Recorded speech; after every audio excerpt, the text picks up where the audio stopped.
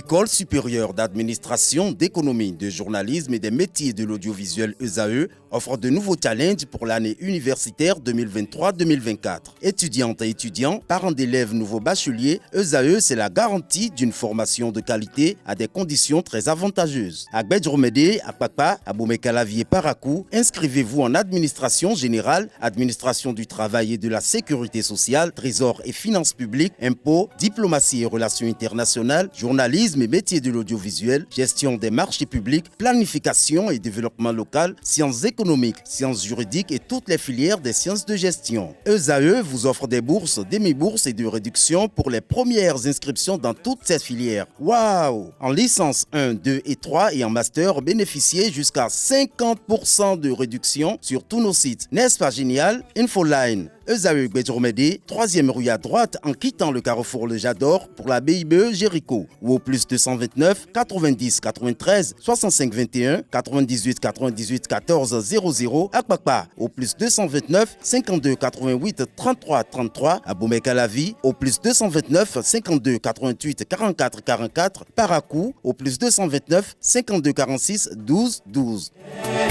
ESAE, l'excellence à un an.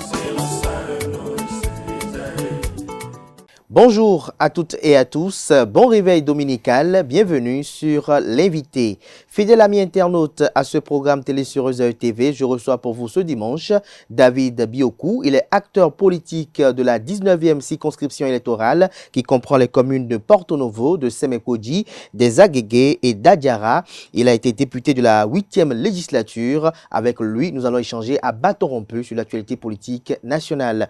Bonjour à vous, David Biokou. Bonjour. Merci d'avoir accepté enfin l'invitation. C'était pas facile de vous avoir. Oui. Les rendez-vous répétitifs manquaient, enfin vous a. Oui, mais vous savez, en ce moment, nous dépendons d'un groupe politique et donc on doit comprendre pourquoi vous faites de plus en plus discret. Voilà. Alors, David Biokou, vous êtes aujourd'hui en retrait de l'Assemblée nationale. Vous avez été député au cours de la 8e législature. Alors, cette législature-là, que d'aucuns avaient qualifiée de législature monocolore, alors, avec un peu de retrait, comment vous appréciez un peu l'animation de la vie parlementaire au niveau de la 9e législature?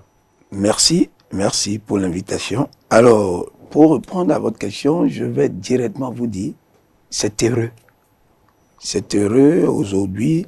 Parce que, comme vous l'avez si bien dit tout à l'heure, on nous qualifiait d'un parlement monocolore où il n'y avait que ceux qui soutiennent l'État central.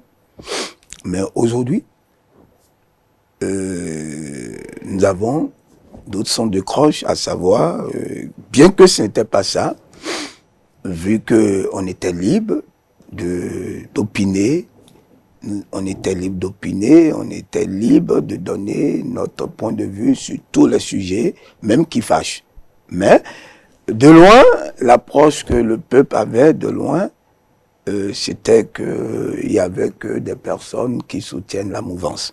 Mais, aujourd'hui, de loin, on voit qu'il y a un parti de l'opposition, en parlant des démocrates. Moi, je suis heureux. Et je suis content parce que au moins ce volet qui avait manqué à la 8e législature et que voulait avoir le peuple du Bénin, au moins à travers... Les démocrates, cela y est aujourd'hui. Voilà. Mais quelle est votre appréciation de l'animation des débats parlementaires par les élus du parti politique Les Démocrates? Oui, mais je trouve que c'est de bonne guerre. C'est de bonne guerre parce que ce que nous, on le disait tout haut, ou je veux dire, les points de vue, les divergences des points de vue qui se faisaient à l'interne, qui se faisaient à l'interne et qui ne donnaient pas d'écho à l'extérieur, au moins aujourd'hui, avec ces députés d'aujourd'hui, les démocrates d'aujourd'hui, arrive à le porter plus haut. C'est-à-dire, ils font ce qu'ils doivent faire, ils se font entendre, mais malheureusement, c'est pas tout qui est à rejeter. Malheureusement, c'est pas tout, parce que c'est pas parce qu'on est de l'opposition qu'il faut tout rejeter. il faudrait qu'on sache raison garder par rapport aux avantages du plus grand nombre, je veux dire, aux intérêts du Bénin. Ils doivent vraiment partir, ils doivent prendre part, ils doivent participer, ils doivent accepter les lois qui peuvent aider le Bénin à pouvoir continuer sur cette lancée d'émergence. Cette lancée d'émergence. Alors, ces députés, pour la plupart du temps, vous avez dit que ils font part des divergences qui existaient en votre sein, au sein de la 8e législature. Mais pourquoi, en son temps, vous, au sein de la 8e législature, pourquoi vous n'avez pas, pourquoi vous êtes pas fait entendre? Pourquoi on n'a pas entendu beaucoup plus de divergences à votre niveau par rapport au vote de certaines lois? Mais cela se passait au niveau des commissions. C'est au niveau des commissions où nous, avant qu'un dossier n'arrive à la plénière, ça doit passer dans les commissions. Et pendant la commission, chaque député donne son point de vue sur un sujet ou autre. Et les ministres viennent nous donner la vérité ou la contre-vérité. Et donc, à partir de là, c'est ça d'ailleurs qui oblige l'invitation des ministres à l'Assemblée nationale. Donc, on n'a pas besoin de faire grand bruit. Il y avait la radio de l'hémicycle, il y avait des journalistes accrédités à l'Assemblée qui portaient tant bien que mal de ce que nos divergences au peuple. Mais vous savez, les gens, nous aimons ce qui est sensationnel, ce qui fait du bruit.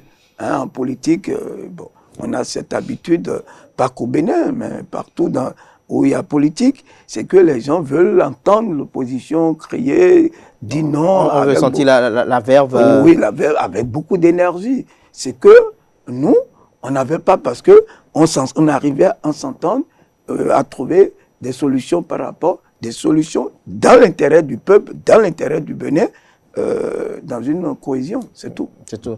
Alors, David Biokou, vous êtes parlementaire. Il y a de cela quelques semaines, il y a un bon moment, les députés avaient initié en temps de cette législature-là une proposition de loi pour amnistier la plupart des leurs qui se retrouvent dans les geôles ou qui se retrouvent hors du territoire national. Cette proposition de loi d'amnistie a connu un échec au niveau du Parlement, appelons un chat ainsi. Vous, en tant que parlementaire, est-ce que vous pensez qu'elle aurait connu une autre issue ou bien c'est l'issue qu'elle devrait connaître? Nous, il y avait eu trop de bruit. Il y avait eu trop de bruit avant cette loi, avant cette proposition de loi. On a fait trop de bruit dans les ménages, dans les journaux, et partout, dans la presse, et en général. Et c'est ça le problème. Et on ne peut pas défier l'exécutif et après aller au Parlement pour dire, voilà, nous voulons que nous... Alors que vous le dites, ils le savent. La majorité au Parlement est pour l'exécutif. La majorité au Parlement est pour l'exécutif. Donc, partant de là, on doit, les amis dans cette position, ceux qui proposent cette loi, doivent savoir raison garder. Et il faudrait qu'ils négocient. Parce que, vous savez, le président, moi, je l'ai suivi à la rencontre avec l'ancien président béninois, Yahi Boni. Il est revenu encore, on l'a poussé à revenir sur ce qui s'est passé pendant les élections passées, les élections présidentielles passées. Mais c'est un chef d'État. Et surtout, celui qui est là, le président Patrice Talon n'a pas l'habitude de mentir. Il dit clairement. C'est un monsieur qui dit clairement là où il va. C'est un monsieur qui dit clairement ce qu'il a dans la tête. Si vraiment il n'y avait pas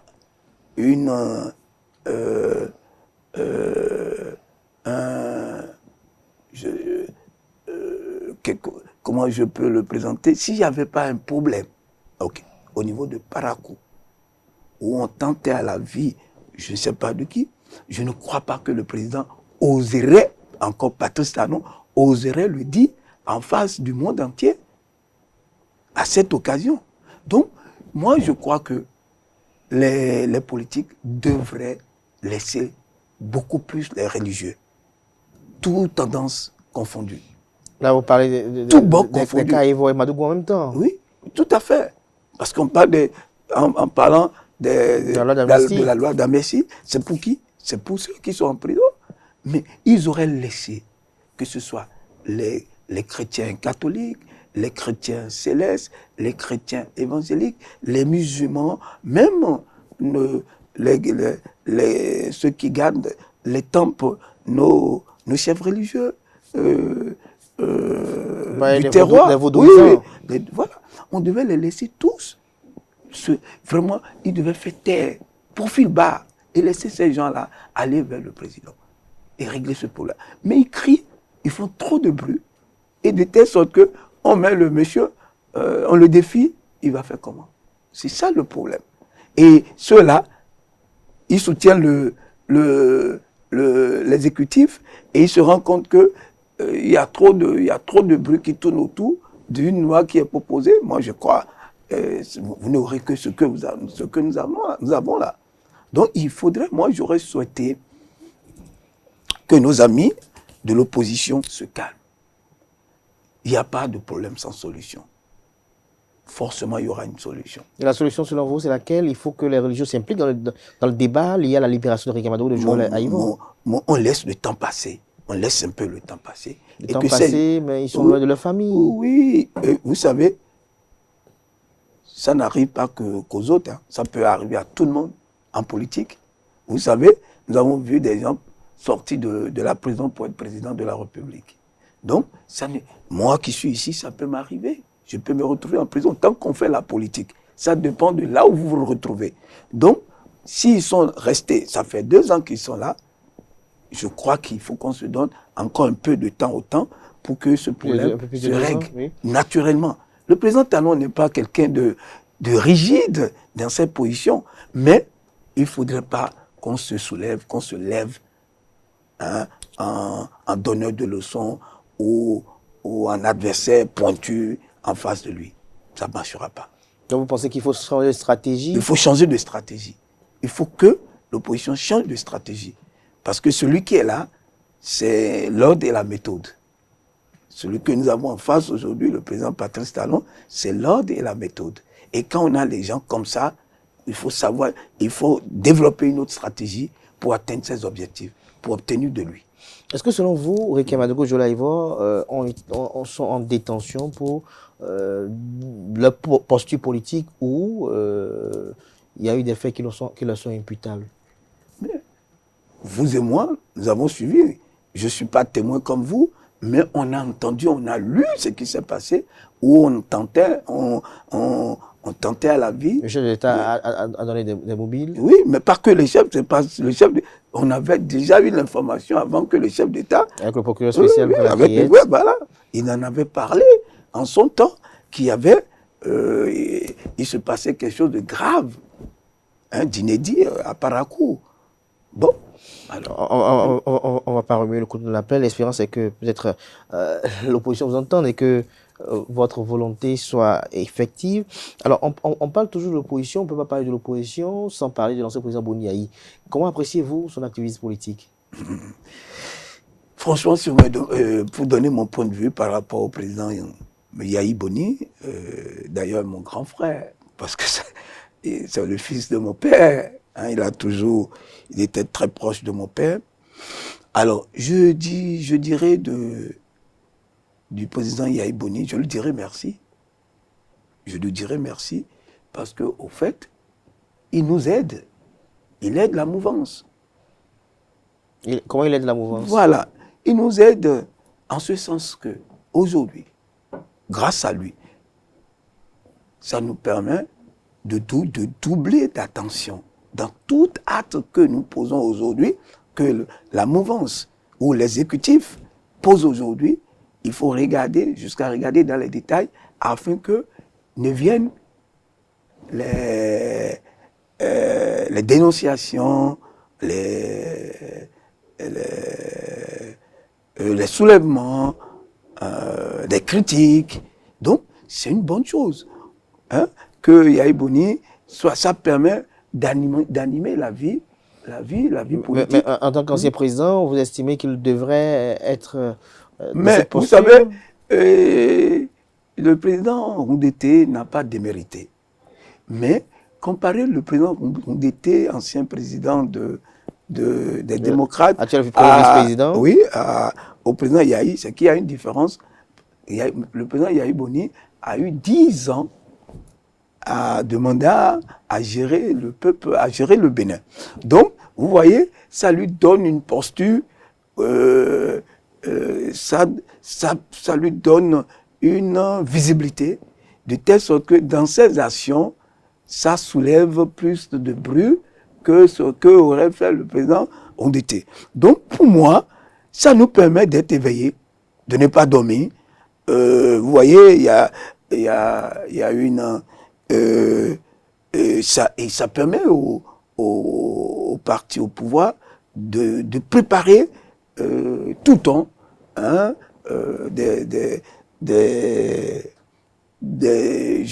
je dirais, d'avoir une autre manière de laisser une fenêtre à des critiques de l'opposition et d'en trouver une solution. Je ne sais pas si vous me comprenez. Mais il vous dérange un peu sur le terrain politique. Est-ce que pour vous... Non, il ne dérange pas. C'est que nous prenons mal. Vous savez, nous devons adopter le système communiste. Le gouvernement actuel fait trop que le peuple ne peut rien en trouver à dire. Mais le problème est qu'il n'y a pas un relais.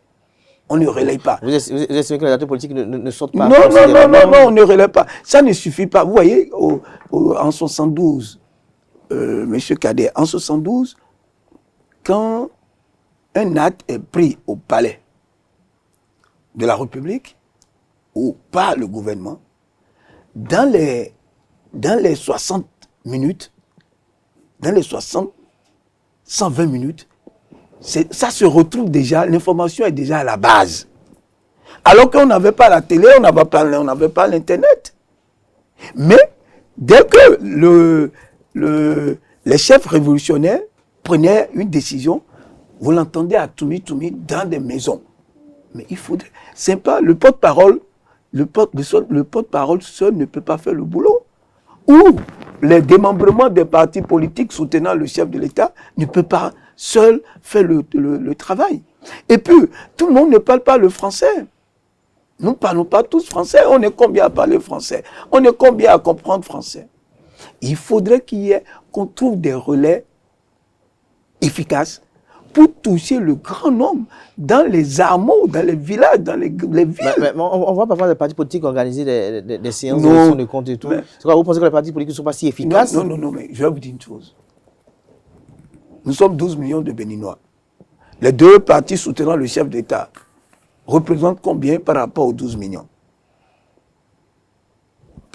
À peine 2, 4, 5 et les 7 autres. Donc, et puis, l'information qui est partie du parti politique ne peut pas forcément toucher tous les Béninois.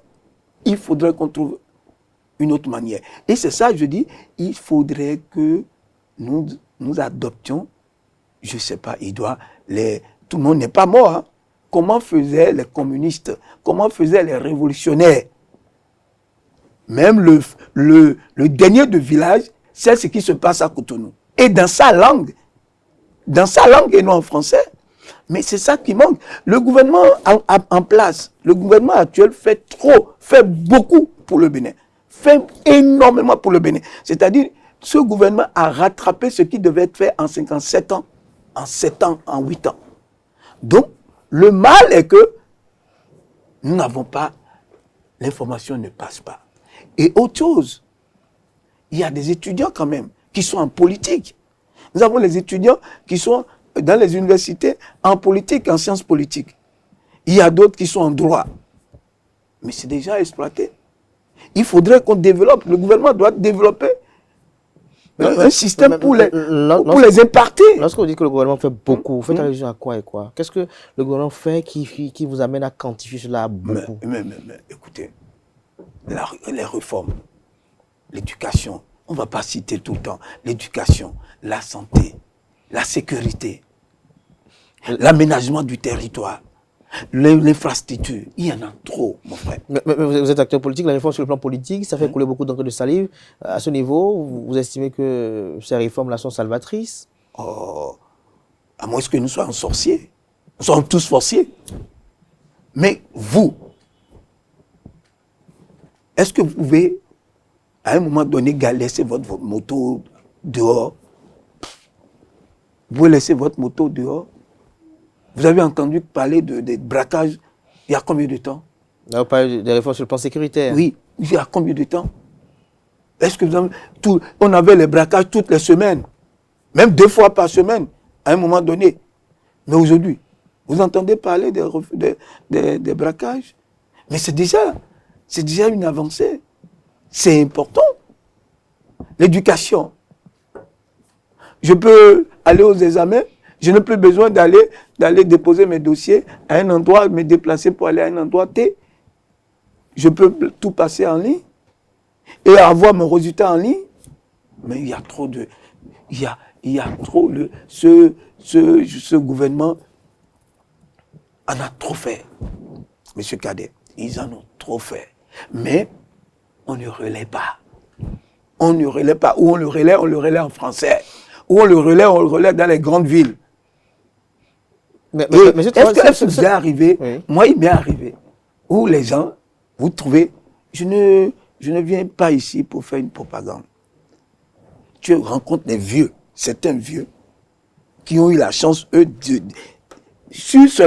ils parlent sur ce qu'ils ont vu, les infrastructures routières.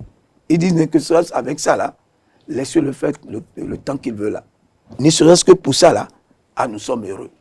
Il y a un qui me disait la dernière fois, mais mon dossier, j'ai mon dossier depuis plus de 20 ans au tribunal. Il a fallu que ce monsieur arrive pour que les choses aillent vite. Et les juges me posent la question, mais pourquoi votre dossier est resté si temps là? Il ne comprenait rien. Donc, ce monsieur-là, nous voulons que le pays se développe. On a eu la chance d'avoir.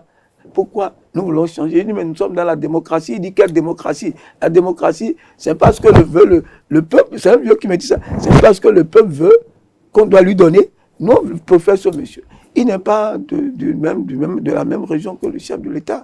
Celui qui me parlait dans le plateau, c'est un monsieur du plateau, un vieux du plateau qui me parlait ici. Donc, vous savez, c'est relatif.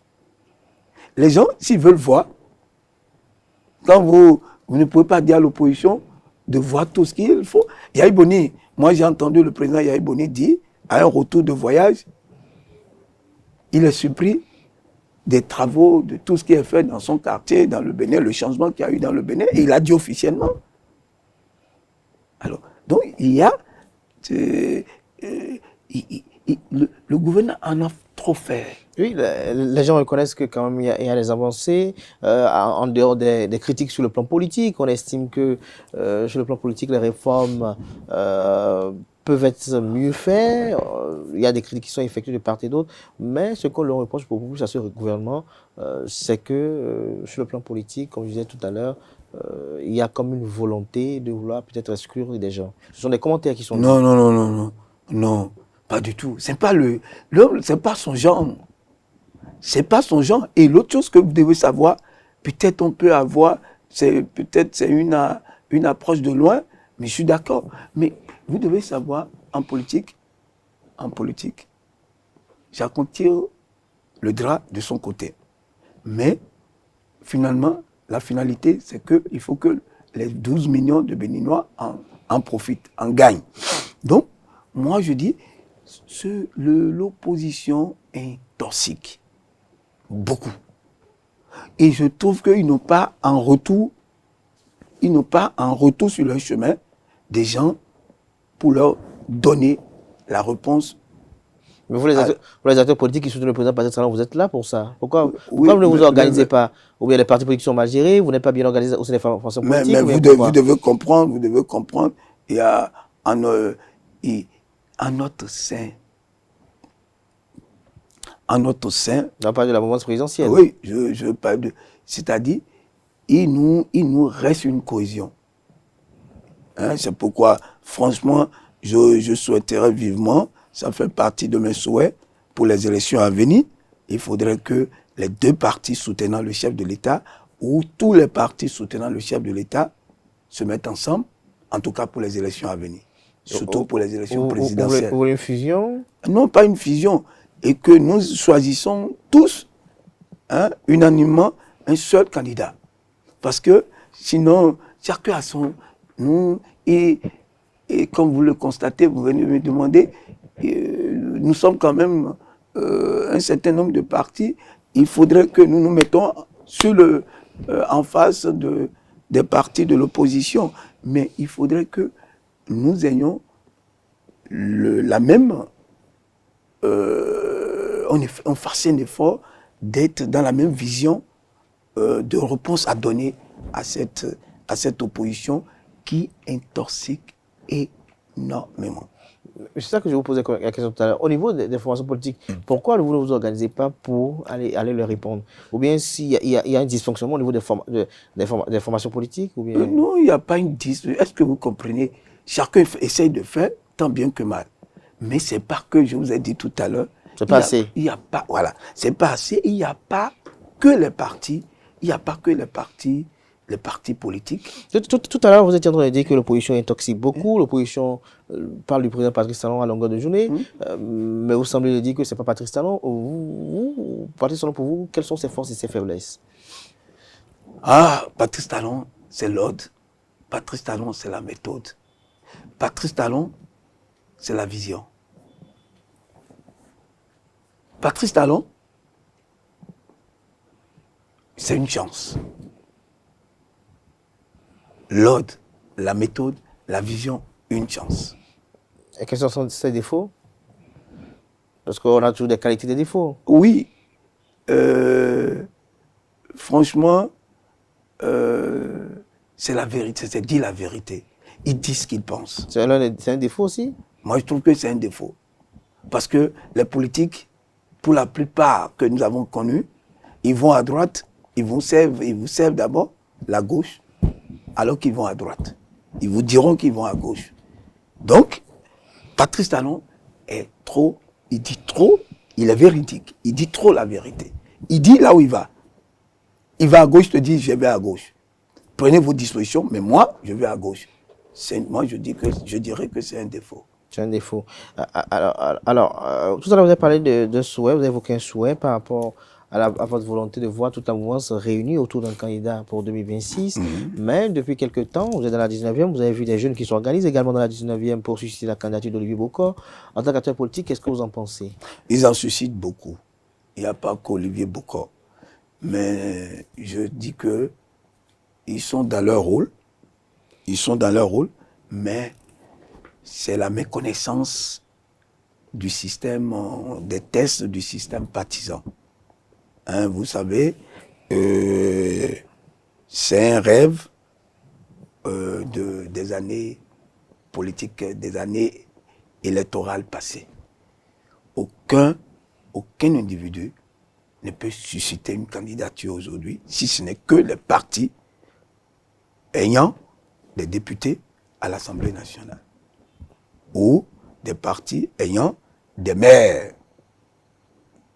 Donc, aujourd'hui, vous estimez que tout citoyen qui suscite une candidature, je dirais qu'il rêve et il s'amuse. Il y en a plusieurs, on suscite la candidature de plusieurs acteurs politiques aujourd'hui dans le pays. Mais c'est mal connaître les tests qui régissent aujourd'hui le système partisan. Il faut être issu d'un parti et avoir le parrainage de ce parti pour demain se dire je pourrais être candidat. Je peux avoir la bonne volonté d'être président de la République, avoir toutes les capacités et l'intelligence d'être président de la République, mais tant que je n'aurai pas le parrainage des élus, des maires ou des députés, je ne pourrai pas être candidat. Donc, je dirais, c'est une manière, ce qu'ils font aujourd'hui, ils animent la vie politique de mon pays. Ils animent la vie politique de votre pays. Alors, lorsqu'on parle du parrainage, selon vous, vous pensez quoi de cette innovation qui a été instaurée au Bénin? Vous avez voté cette loi? Oui, c'est pas qu'au Bénin. Vous voyez ce que je porte. Vous voyez, président Sonko, 5e. Président Sonko, 5e.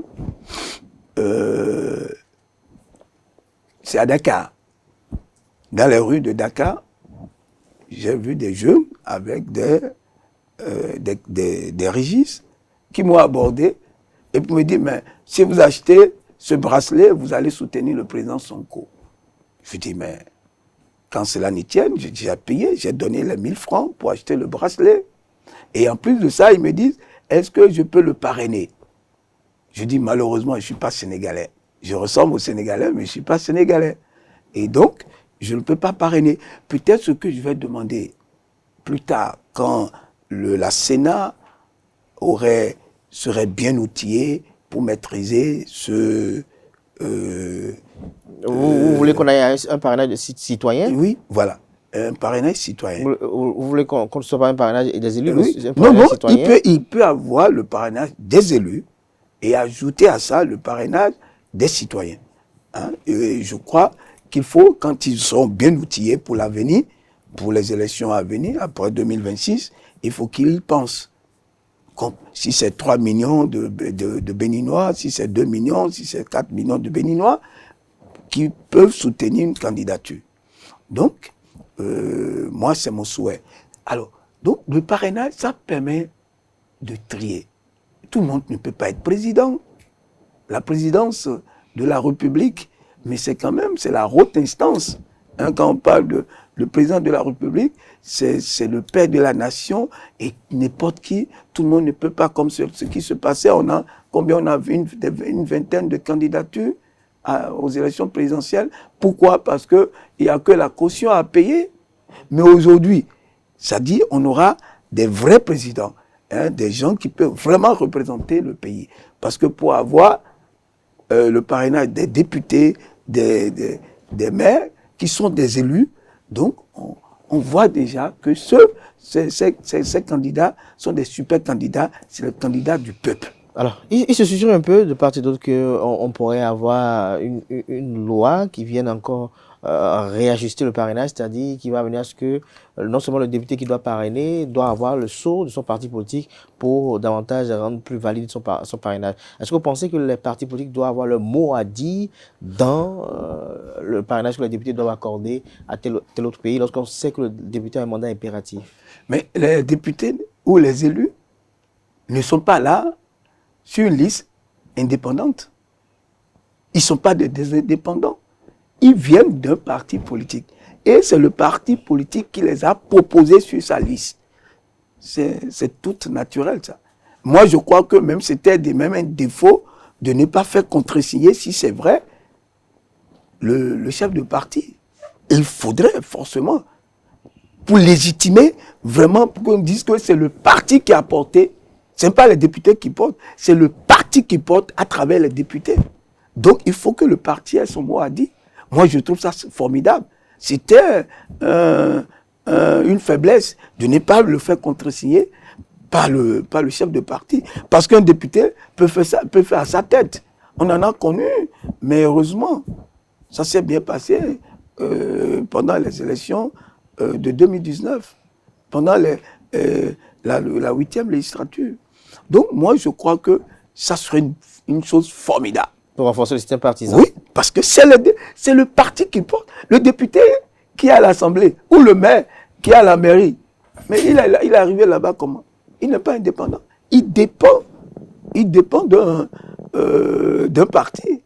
Et c'est le parti, quand il parle, en tant que député UP à l'Assemblée nationale, quand je porte une loi, c'est mon parti qui le porte, à travers moi.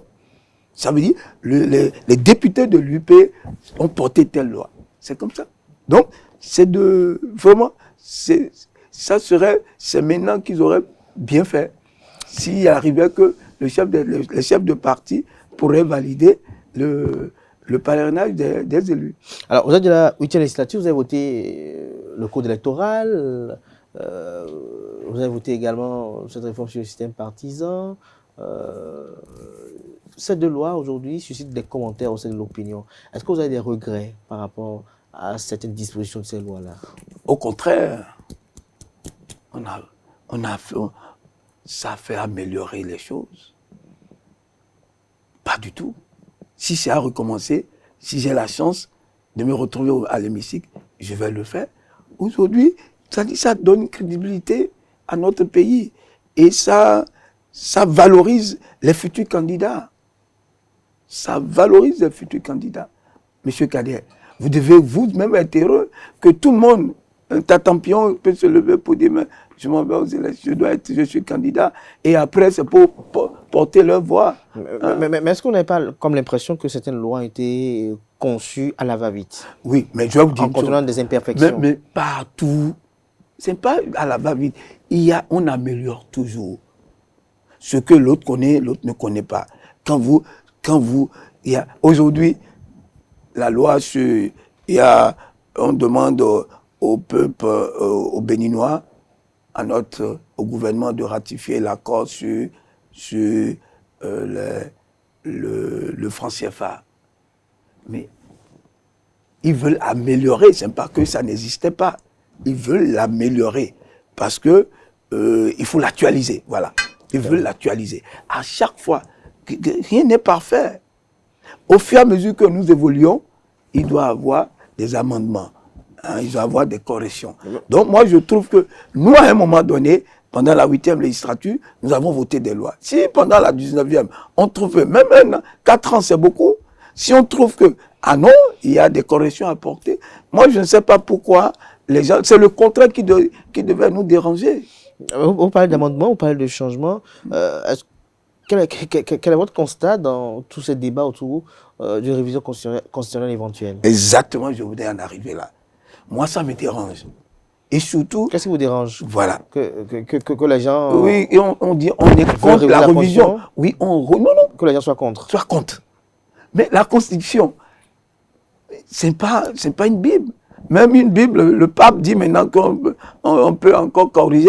J'ai entendu dire, si c'est vrai, mais c'est écrit avec sa photo, qui demande à modifier certaines parties de la Bible. Monsieur Kader, je vais vous dire, les thèses fondamentaux de notre pays ne sont pas les paroles d'évangile, s'il vous plaît. La loi lui-même, ou cette thèse, oui, s'il vous plaît, il y a, au moment où les législateurs, nous on n'était pas là, rédigeaient cette loi, ils ont donné, eux aussi, la possibilité de pouvoir le corriger. Cette thèse. Donc, quelle thèse qui ne peut pas être corrigée? C'est comme demain, nous sommes en démocratie, on dit non, maintenant, nous allons passer à un autre régime, le régime communiste, le révolutionnaire. On est libre. Mais le fait, pour moi, ou pour le corriger, ce n'est pas respecter les règles de sa correction ou de sa modification qui auraient dérangé. Ou la loi dit, nous pouvons passer par référendum ou une certaine majorité. Les gens créent une révision opportuniste de la Constitution. Mais ça dit, les gens se trompent du président Patrice Talon. N'est-ce pas parce que vous êtes mouvancier que vous vous exprimez ainsi? Mais est-ce que, regardez, si vous voulez le faire pour son bonheur ou pour rester au pouvoir, il aurait fait pendant la 8e législature.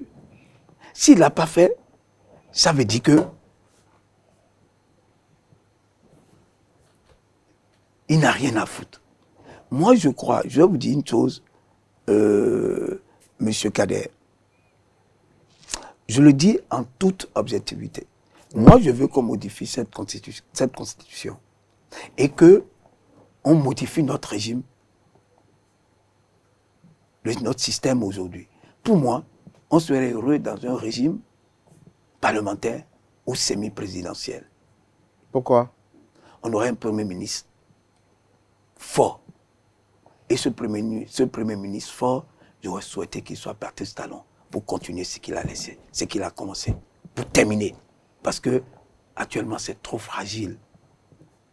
Je vous dis, les 10 ans, ces 10 ans, ou ces 8 ans aujourd'hui, voire ces 10 ans, dans 2 ans, sont trop fragiles. Nous avons besoin de 20, 25 ans, 30 ans pour pérenniser les acquis d'aujourd'hui. Ça, je vous le dis du fond de mon cœur. Pourquoi vous pensez qu'on doit choisir un régime, on doit revoir la forme du régime et évaluer un régime semi-présidentiel parlementaire? C'est toujours pour pérenniser ce que Patrice Talon a fait, ou bien pour vous, vous estimez que le régime présidentiel fort que nous avons consacre des pouvoirs hyper puissants au chef de l'État?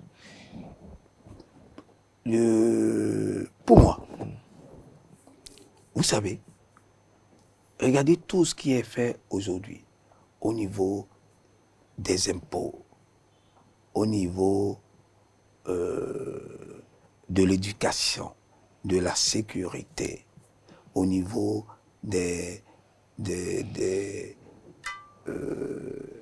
affaires domaniales, je veux dire, des affaires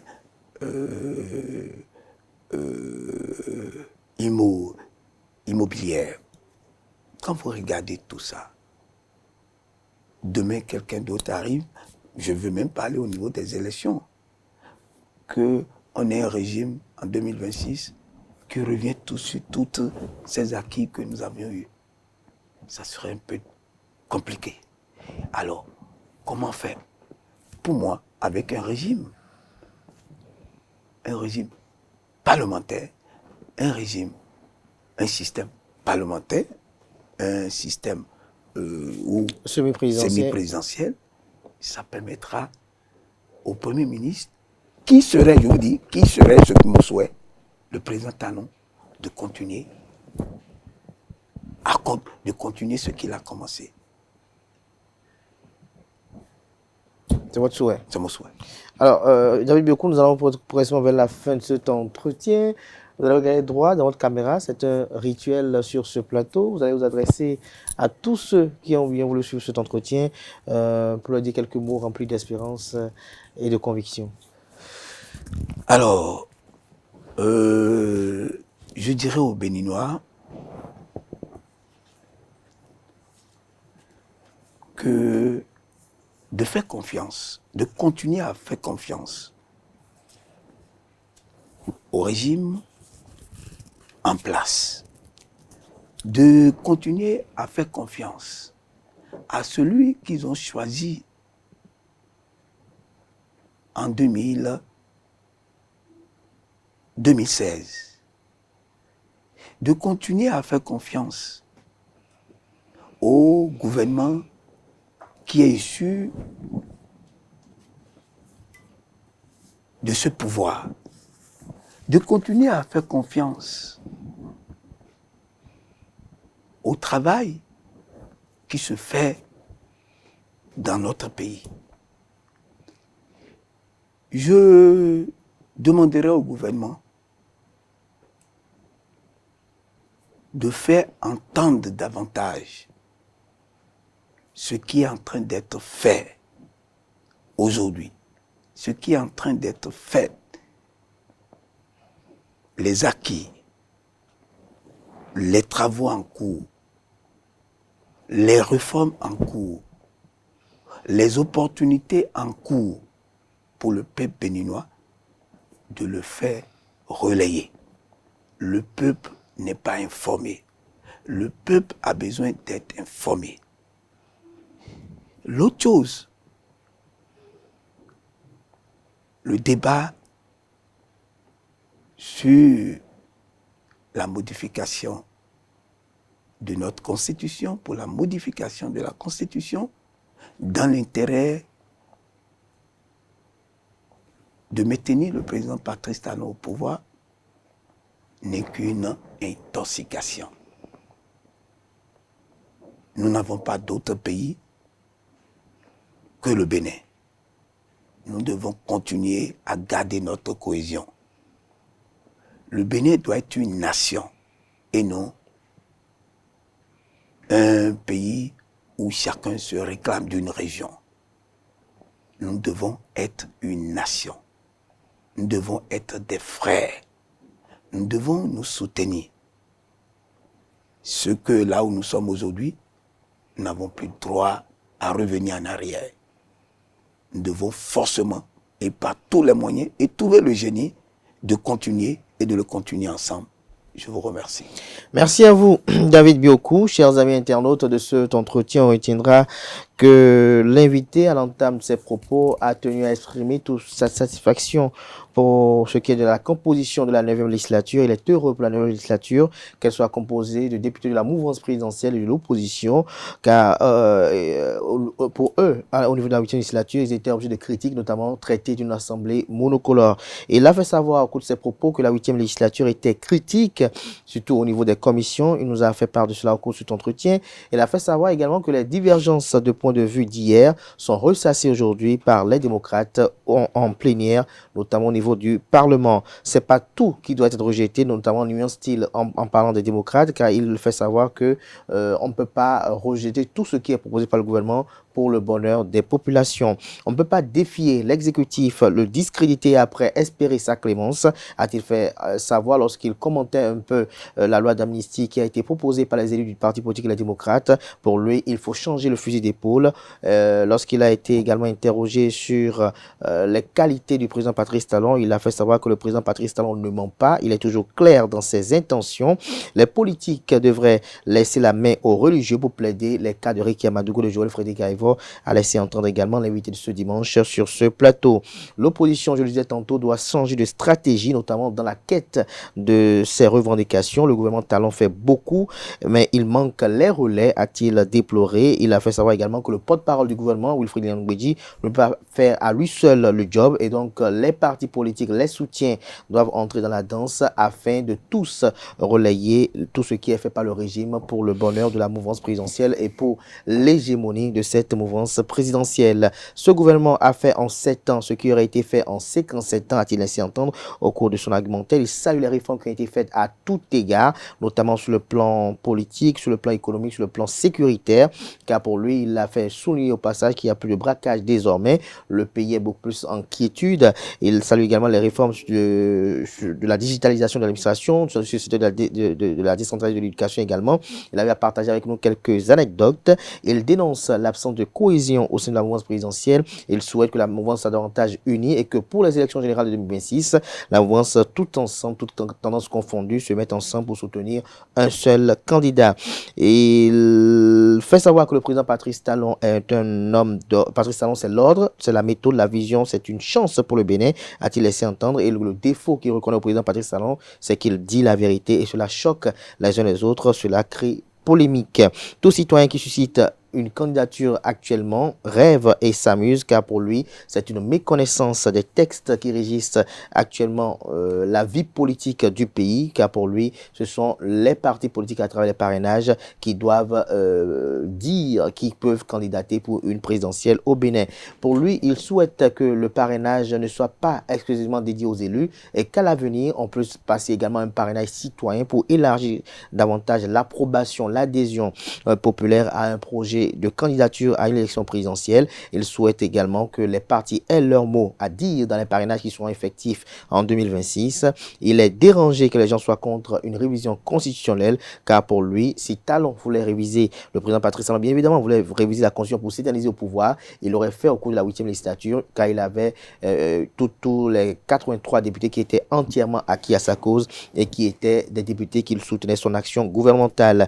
Lui, par contre, je parle bien de David Biokou, député de la 8e législature, il veut que l'on modifie la constitution pour que on puisse revoir le régime présidentiel, pour que désormais soit un régime semi-présidentiel ou un régime parlementaire, avec pour lui, c'est son souhait comme Premier ministre, le président Patrice Talon, pour pérenniser les acquis qui ont été obtenus sous le régime du président Patrice Talon, car pour lui, selon ses propos, on a besoin de 20-25 ans pour pérenniser les acquis du président Patrice Talon. En fin d'émission, il a eu à adresser quelques mots à l'endroit de vous, ses sympathisants. C'est un peu le résumé de ce que vous avez dit. Et succinct. est bien dit. Merci à vous. Je rappelle que vous êtes acteur politique, député de la 8e législature, leader politique de la 19e circonscription électorale qui comprend les communes de Semek-Boudji, des Aguégué, d'Adiara et la ville capitale, celle de Porto-Novo. Merci à vous, David Biokou. J'espère qu'on vous verra encore incessamment. Ah oui, mais si vous m'invitez, et que vous acceptez l'invitation, bien évidemment. Merci à vous, David Biokou. Merci à vous, chers amis internautes. N'oubliez pas de prendre le rendez-vous du JT des JT à 19h avec Billy Gaël Laibi.